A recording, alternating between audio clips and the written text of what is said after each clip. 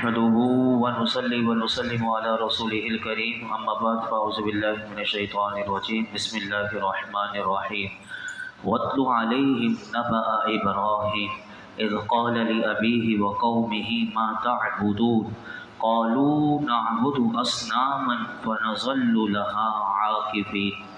और उनके सामने इब्राहीम की खबर पढ़ो जब उसने अपने बाप और अपनी कौम से फरमाया तुम किसकी इबादत करते हो। उन्होंने कहा हम बुतों की इबादत करते हैं। फिर उनके सामने जम कर बैठे रहते हैं। इस रुकू में अल्लाह रब्बुल आलमीन ने पीछे वाले रुकू में हज़रत मूसा अलैहिस्सलातु वस्सलाम का वाक़या बयान करके अपने महबूब को तसल्ली दी। अब इस रुकू में नबी पाक सल्लल्लाहु अलैहि वसल्लम की तसल्ली के लिए हज़रत इब्राहीम अलैहिस्सलातु वस्सलाम का वाक़या अल्लाह ने बयान किया। फरमाया कि ए प्यारे हबीब सल्लल्लाहु अलैहि वसल्लम, आप कुफ़ार मक्का के सामने हज़रत इब्राहीम अलैहिस्सलातु वस्सलाम का वो वाक़या बयान करें कि जब उन्होंने अपने उर्फ़ी बाप आज़र और अपनी कौम से फरमाया तुम किसकी इबादत करते हो। तो हालांकि हज़रत इब्राहीम अलैहिस्सलातु वस्सलाम जानते थे कि वो बुतों को पूजते हैं, लेकिन फिर भी उनसे सवाल किया कि तुम किसकी इबादत करते हो। और तो यहाँ पर पहली बात तो ये याद रखिए कि ये सवाल आपने क्यों किया। जब आपको पता था तो उलमा ने इसका जवाब ये लिखा ताकि उनकी सरजनिश करने के लिए और आप उनको ये दिखा दें कि जिन चीज़ों की वो इबादत करते हैं, जिन चीज़ों को वो पूजते हैं, वो किसी तरह भी इबादत के मुस्तहिक नहीं। और ये पूरा तफसीलन वाक़या पीछे मैं आपके सामने अर्ज़ कर चुका हूँ। जब आपने ये सवाल किया तो कौम ने क्या जवाब दिया। कौम ने कहा कि हम बुतों की इबादत करते हैं। और उसके बाद फ़ख्रिया अंदाज में वो ये कहने लगे कि हम उनके सामने सारा दिन जम कर बैठे रहते हैं। अब आप देखिए कि बातिल जिसको हाथ से बनाया हुआ उसके सामने उनको फ़ख्र कितना है कि हम जम कर बैठे रहते हैं। यहाँ पर मैं रुक कर हमारे लिए हम बहैसियत मुसलमान हैं, हमें ये सोचना चाहिए क्या हम अल्लाह की इबादत करने आते हैं, क्या हमें भी ऐसा जम कर बैठना और क्या हम भी ऐसे जम कर अल्लाह की बारगाह में बैठ कर अल्लाह का ज़िक्र और इबादत में हमें ऐसा लुत्फ़ आता है या नहीं आता। तो यहाँ से ये बात पता चला कि वो बुतों की इबादत करते थे, लेकिन उन्होंने क्या कहा हज़रत इब्राहीम अलैहिस्सलातु वस्सलाम से, फ़नज़ल्लु लहा आकिफ़ीन, कि हम उनके सामने जम कर बैठे रहते हैं। फिर हज़रत इब्राहीम अलैहिस्सलातु वस्सलाम ने उनसे कहा क़ाल हल यस्मऊनकुम इज़ तदऊन, फरमाया कि क्या वो तुम्हारी सुनते हैं कि जब तुम पुकारते हो। फरमाया औ यनफ़ऊनकुम औ यदुर्रुन, या तुम्हारा कुछ भला या बुरा करते हैं। यानी फरमाया कि जब तुम उन्हें पुकारो तो वो तुम्हारी पुकार को सुनते हैं, या तुम जो उनकी इबादत जो तुमने कहा कि हम जम कर बैठे रहते हैं और इनकी इबादत करते हैं। तो हज़रत इब्राहीम अलैहिस्सलातु वस्सलाम ने कहा कभी तुम्हें उनकी इबादत करने पर, पूजा करने पर कोई नफ़ा मिला, कोई नुकसान मिला कि तुमने जब ना की हो इबादत? जब ऐसा कुछ भी नहीं, और फरमाया कि तुमने इन्हें माबूद किस तरह बना लिया, फिर तुम इनकी पूजा से तुम्हें क्या फ़ायदा। यानी आप ये सवालन उनको समझा रहे हैं और सिखा रहे हैं, उनसे पूछ भी रहे हैं। फिर वो आगे से क्या जवाब देते हैं। कौम ने कहा क़ालू बल वजदना आबाअना कज़ालिक यफ़अलून, उन्होंने कहा कि बल्कि हमने अपने बाप दादा को ऐसा ही करते पाया है। हज़रत इब्राहीम अलैहिस्सलातु वस्सलाम जब कलील से बात कर रहे थे, जब कलील से कोई जवाब ना बना तो कहने लगे कि बुत अगरचे न सुनते हैं, न नफ़ा पहुँचाते हैं, न नुकसान को दूर करते हैं, लेकिन बुतों की हम इबादत इसलिए करते हैं कि हम अपने बाप दादा को यही करते हुए देखते हुए आए हैं और हमने ऐसे ही उन्हें करते हुए पाया है, इसलिए हम अपने आबा और अजदाद के तरीक़ों को छोड़ नहीं सकते। अब हज़रत इब्राहीम अलैहिस्सलातु वस्सलाम ने इन्हें क्या कहा सुनिए। फरमाया क़ाल अफ़रअयतुम मा कुन्तुम तअबुदून अंतुम व आबाउकुमुल अक़दमून, फरमाया तो क्या देखते हो کہ کیا تم ان بتوں کے بارے میں تم نے غور کیا کہ جن کی تم اور تمہارے پہلے آبا و اجداد عبادت کرتے رہے ہیں؟ یعنی مراد حضرت ابراہیم علیہ السلام کی یہ کہ آپ نے ان لوگوں سے فرمایا کہ جن بتوں کی تم عبادت کر رہے ہو اور جن کی تمہارے پہلے آبا و اجداد عبادت کرتے رہے ہیں، کیا کبھی تم نے اس کے بارے میں کبھی غور و فکر بھی کیا؟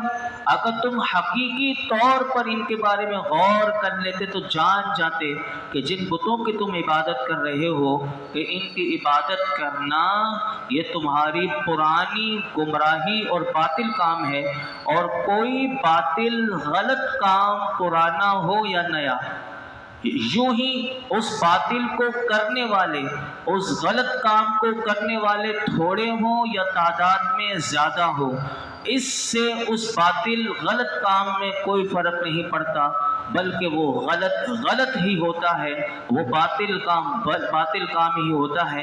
اس تفسیر کو سامنے رکھتے ہوئے علماء نے ایک بات لکھی، وہ میں آپ کے سامنے عرض کرنا چاہتا ہوں۔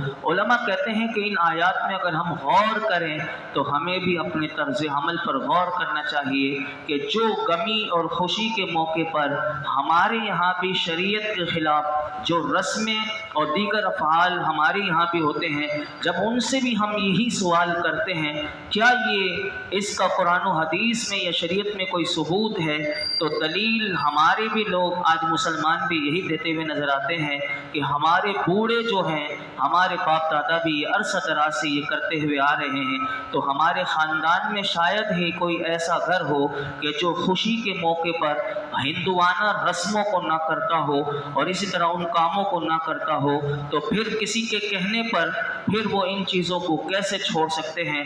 تو ان کے لیے جواب یہ ہے کہ انہیں چاہیے کہ اگر وہ اللہ اور اس کے رسول کے دیے ہوئے احکام کو سامنے رکھ کر اپنے طرز عمل کو صحیح طریقے سے وہ بھی غور کر لیں گے تو انہیں بھی معلوم ہو جائے گا کہ یہ جو ہندوانہ رسمیں جو آج ہماری غمی خوشی میں آج شامل ہو چکی ہیں، ایسی بہت سی رسمیں ہیں کہ یہاں انتقال نہیں ہوتا تو لوگوں کو کھانے کی فکر ہوتی ہے کہ وہ مردے کو لے کر قبرستان جا رہے ہوتے ہیں، یہاں عورتوں کو مرنے والے کو کھانا کھلانے کی تو ان کے گھر والوں کو فکر لگ جاتی ہے کہ جو میت میں آئے ہیں ان کو کھلانے کی فکر۔ اسی طرح بے شمار ایسی رسمیں ہیں کہ جو ہمارے یہاں معاشرے میں آج وہ طول پکڑتی چلی جا رہی ہیں کہ جس کا شریعت سے کوئی تعلق نہیں ہوتا۔ یہ ہمیں سوچنا چاہیے کہ شریعت اس کام کی اجازت دیتی ہے نہیں دیتی۔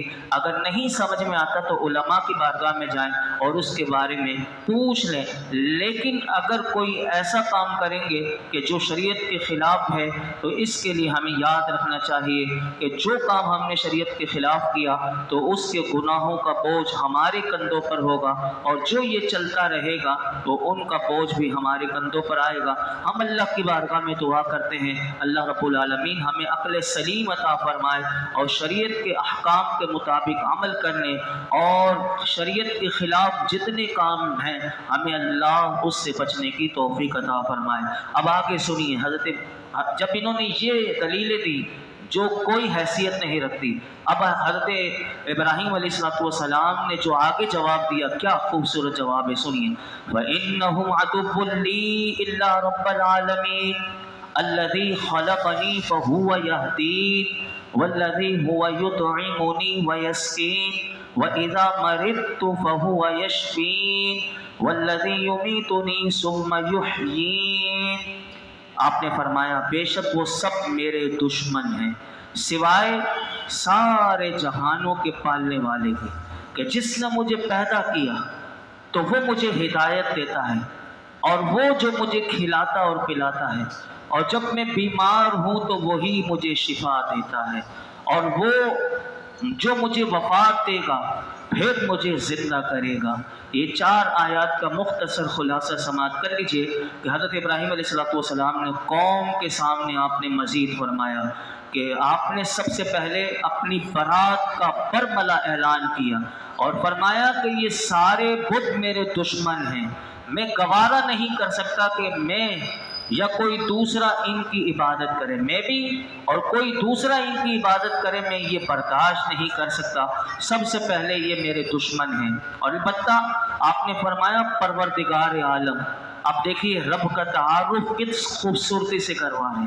فرمایا کہ پروردگار عالم وہ ہستی ہے کہ جو میرا رب ہے، میں صرف اسی کی عبادت کرتا ہوں کیونکہ وہی عبادت کا مستحق ہے. اور فرمایا سنو میری قوم کے لوگوں، میرے رب کا تعارف سنو. میرے رب کا تعارف یہ ہے کہ اس کے اوصاف یہ ہیں کہ وہ مجھے عدم سے وجود میں لایا. میں کچھ بھی نہیں تھا، میں تھا ہی نہیں، وہ مجھے یعنی میرا کوئی وجود نہیں تھا، وہ مجھے اس نے اپنے عدم سے وجود میں لایا اور اپنی اطاعت اور فرمانبرداری کے لیے بنایا. وہی رب ہے کہ جو میری رہنمائی کرتا ہے اور مجھے ہدایت پر رکھتا ہے، اور وہی رب مجھے اپنا خلیل بننے کے آداب کی ہدایت دے گا، جیسا کہ پہلے دین و دنیا کی مصلحتوں کی ہدایت فرما چکا ہے. فرمایا وہی میرا اللہ مجھے کھلاتا بھی ہے، پلاتا بھی ہے، مجھے روزی دینے والا ہے. جب میں بیمار ہوتا ہوں تو میرے امراض کو دور کر کے وہ مجھے شفا دینے والا ہے، اور وہی مجھے وفات دے گا اور پھر آخرت میں زندہ کرے گا، کیونکہ موت اور زندگی اسی کے قبضہ قدرت میں ہے. یہاں پر ایک بات یاد رکھیے گا کہ حضرت ابراہیم علیہ السلام نے پہلے تو ان سے پوچھا تھا کہ تمہارے بت کیا کرتے ہیں، تمہارے بت کوئی نفع نقصان کو دور کرنے کی، نفع پہنچانے کی طاقت رکھتے ہیں؟ تو انہوں نے کہا کچھ نہیں رکھتے. تو اب اپنے رب کا بتایا کہ میرا رب کیا کیا کرتا ہے اور کس طرح مجھے ہدایت دیتا ہے، شفا دیتا ہے، کھلاتا ہے، پلاتا ہے. اور یہاں پر علماء نے ایک بات لکھی کہ آپ نے فرمایا جب میں بیمار ہوں، آپ نے ادب کی وجہ سے بیماری کو اپنی طرف اور شفا کو اللہ کی طرف منسوب فرمایا. حالانکہ یاد رکھیے گا بیماری بھی اللہ کی طرف سے، شفا بھی اللہ کی طرف سے، لیکن یہ ادب ہے، یہ ادب اللہ کے نبی سکھا رہے ہیں کہ یہ اس بات سے یہاں سے یہ معلوم ہوا کہ برائی کو ہمیشہ اپنی طرف منسوب کرنا چاہیے، اور اگر کوئی خیر ہو، خوبی ہو، بہتری ہو، اسے اللہ کی طرف منسوب کرنا چاہیے. یہاں پر یہ بات ہمیں سکھائی گئی. آگے ارشاد فرمایا والذی اطمع ان یغفر لی خطیئتی یوم الدین. اور اپنے رب کا تعارف کروا رہے ہیں. اتنی خوبصورت آیات ہیں کہ اس کو سنیے گا، پھر اس کے بعد میں ایک حدیث پاک آپ کو سناؤں گا. پہلے یہ قرآن کی آیت سنیے. آپ نے فرمایا اور وہ جس سے مجھے امید ہے کہ قیامت کے دن میری خطائیں بخش دے گا. آپ نے اللہ تعالیٰ کا یہ وصف بھی بیان کیا کہ میں اس اللہ کی عبادت کرتا ہوں کہ جس سے مجھے امید ہے کہ قیامت کے دن وہ میری خطائیں بخش دے گا. حضرت ابراہیم علیہ السلام کا اللہ کی ان صفات کے ساتھ کو بیان کرنا یہ اپنی قوم پر حجت قائم کرنے کے لیے تھا کہ معبود وہی ہو سکتا ہے کہ جس میں یہ صفات ہو. لیکن یہاں پر کیونکہ آپ تو معصوم ہیں، لیکن یہاں پر آپ نے ان کو یہ سکھانا مقصود تھا اور یہ امت کو بھی بتانا مقصود تھا کہ انبیاء تو معصوم ہوتے ہیں، یہ پھر بھی اللہ سے مغفرت جو مانگ رہے ہوتے ہیں کہ قیامت کے دن میرا رب میری خطائیں بخش دے گا. تو اس کا جواب علماء نے، مفسرین نے یہ لکھا کہ ان کا استغفار کرنا، بخشش طلب کرنا دراصل اللہ کی بارگاہ میں یہ عاجزی اور انکساری کا اظہار ہے، اور اس میں امت کو یہ تعلیم ہے کہ اے حضور کے غلاموں، تم قیامت تک جب تک تمہیں زندگی ملی ہے تو اپنی زندگی میں ہر وقت اللہ سے مغفرت مانگتے رہو. اللہ سے آج جمعے کے دن جو ہمارا حج کا بیان تھا، اور گزشتہ جمعے میں بھی میں نے یہی حج کے جو 2 جمعے سے چل رہا ہے، اور اس میں نے یہی بتایا تھا کہ حاجی کیا چاہتا ہے اور حاجی سے ہم کیا چاہتے ہیں. تو میرے آقا نے حاجی کے لیے کیا دعا کی تھی؟ اللہم اغفر للحاج، اے اللہ حاجی کو بخش دے. اور فرمایا کہ جس کے لیے حاجی مغفرت کی دعا کر دے میرے مولا اس کی بھی مغفرت فرما دے. تو یہ سب مغفرت کے بہانے ہیں، اور ہمیں یہ مغفرت ہر وقت اللہ سے مانگتے رہنا چاہیے. اللہم اغفر لی، اللہم اغفر لی، یہ ہماری زبانوں پر ہر وقت ہونا چاہیے. 24 گھنٹے میں نہ جانے کون سا وہ لمحہ ہوتا ہے کہ جب ہم سچے دل سے اللہ سے کہہ رہے ہو اللہم اغفر لی ذنوبی، اللہ میرے گناہ معاف کر دے. اور جب اللہ अल्लाह ने गुनाह माफ़ कर दिया और उसको बख्श दिया तो फिर उसकी मग़फ़िरत हो गई, तो और क्या चाहिए। यही इंसान के लिए सबसे बड़ी कामयाबी है। आगे आपने और दुआएं मांगी हैं और कितनी खूबसूरत दुआएं मांगी हैं। वक्त हमारा इख्तिताम हो गया। कल हज़रत इब्राहीम अलैहिस्सलाम ने अपनी कौम को तारुफ भी करवा रहे हैं और रब की बारगाह में दुआएं भी मांग रहे हैं, और वो दुआ हमें भी सिखा रहे हैं कि तुम्हें मांगना है तो ऐसे अल्लाह से मांगो। कल हम समाअत करेंगे। अल्लाह रब्बुल आलमीन हम सबको भी अपनी बारगाह में सही तवज्जो के साथ गिर कर और जैसे मांगने का हक है अल्लाह वैसे मांगने का हमें अपने रब की बारगाह में तौफीक अता फरमाए। अल्हम्दुलिल्लाह रब्बिल आलमीन वस्सलातु वस्सलामु अला सय्यिदिल अंबिया वल मुरसलीन व अला आलिहि व अस्हाबिहि अजमाइन। या अल्लाह पाक जो कुछ हमने सुनाया इसमें कोई गलती कोताही हो माफ़ फरमा दे। अपनी बारगाह में शर्फ़ कबूलियत अता फरमा।